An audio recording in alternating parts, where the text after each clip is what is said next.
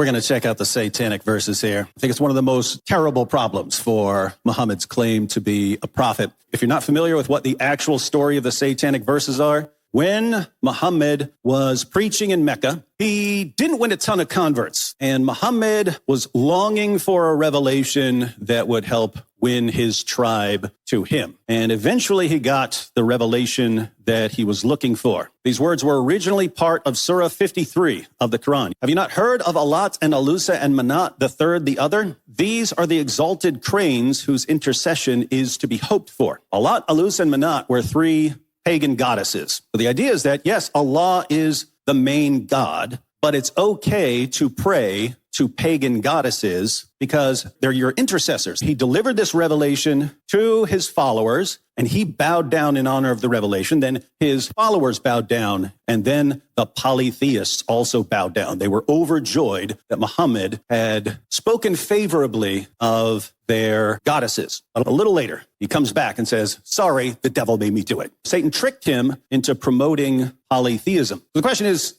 did it really happen? We've got the historical method. Historians would be looking for a couple of things. One, they'd be looking to see if there is early testimony. I find that the Satanic verses are reported in our earliest biographical record. This goes back to the 1st century of Islam. The next thing historians would be looking for, multiple sources. Shahab Ahmed, by the time his book was published, he had 50 Muslim sources on the Satanic verses. Deuteronomy 18:20, it's 2 verses after their main prophecy about Muhammad in the Old Testament. 18 verse 18, that's where God says he's going to send a prophet like Moses, and they say, see, that's Muhammad. Go 2 verses later. But the prophet who presumes to speak a word in my name that I have not commanded him to speak, or speaks in the name of other gods, that same prophet shall die. Muhammad did both when he delivered the Satanic verses. Muhammad felt really, really bad. And then Allah consoled him with Surah 22, verse 52, where he says, don't worry, Muhammad, we did not send before you any apostle or prophet. But when he desired, the shaitan, Satan, made a suggestion respecting his desire. But Allah annuls that which the shaitan cast. Then does Allah establish his communications, and Allah is knowing wise. What does he say here? Don't worry, Muhammad. All prophets do this. All prophets, when they're receiving revelations, are duped by Satan. So in order to make Muhammad feel better, Allah has to tell him, don't worry, all prophets deliver revelations from the devil from time to time. The main issue here is Muhammad's promoting polytheism, which, by the way, what's the worst possible sin in Islam? Shirk. So Muhammad committed shirk. He convinced his followers